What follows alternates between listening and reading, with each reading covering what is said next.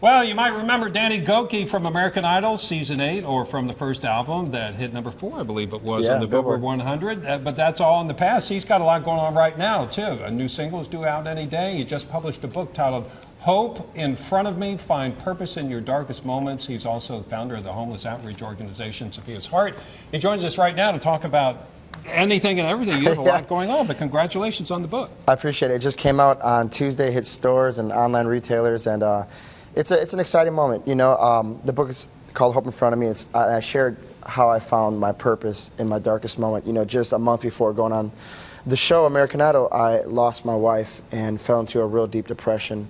But yet I tried out for the show, and you know, and I share intimately the struggles and the pain and what it took to get over that, because that loss really was taking me down a road that I didn't want to go down, but I kind of just fell on. For it, and you didn't anticipate it, and you say in your book, you know, where you are right now, your life's not over. Yeah, it's not. You know, I try to tell people that life is like a book, and a book has different chapters, and sometimes you have to turn the page and just, you know, we don't understand some of the chapters that we've been through in life, but it doesn't mean that there's not good coming ahead.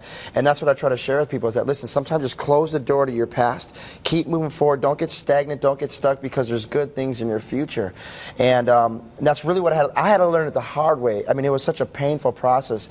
I remember as I was trying out for the show, I fell into a deep depression. And I remember telling myself, I do not, you know, I'm already making it through, and I'm getting to the point where I'm in the top 50, and I just kind of told myself, and I remember just praying. I said, God, I don't want to go on this show. I'm a mess. I'm going to look like a mess in front of people. And then there was a powerful lesson that I learned, was the power of letting go.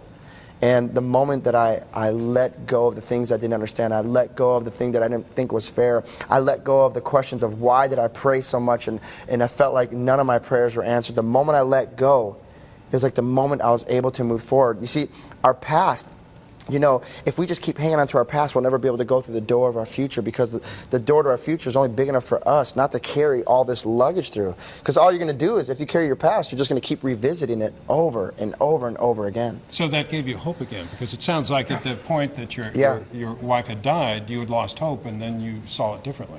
Well, I did, and one of the things I talk about is hope in front of me. Is I try to tell people, look and move toward the points of hope in front of you. You know, for instance, the show became a point of hope. You know, during this time, I was like, well, maybe something good can come out of this situation. Maybe, you know, my story can help someone else. And that, I just kept moving towards it. Now, but at that time, remember, that depression I was going through at the time was telling me, no, it's not going to get better. It's not. I had to just shove that aside and walk towards the hope. Because remember, if you do nothing, you'll stay stagnant and you won't go anywhere. But the coolest thing is that purpose was born in my darkest moment. Little did I know that I was going to take 3rd place on the show. I was going to get a record deal. Little did I know I was going to be a founder of an organization here in Nashville. We take in homeless families, you know, here in Nashville. I mean, man, just alone our facility, we've taken almost 50 homeless families off the street here in Nashville. We have the ability each year to take in 100 homeless families. I didn't realize how my story was going to be hope for someone else. And it has been. And if I would just push through it, that, you know, there was going to be something joy on the other side. Yeah, not just for me, but for so many other people. It is great to have you here. When's the single out? The single, we're in the studio. I just recorded it yesterday, so it should be hopefully done okay, it's fresh. at the end of this month. What's it called? It's called Tell Your Heart to Beat Again. All right, love it. Danny, thank you so much. Thank you, guys.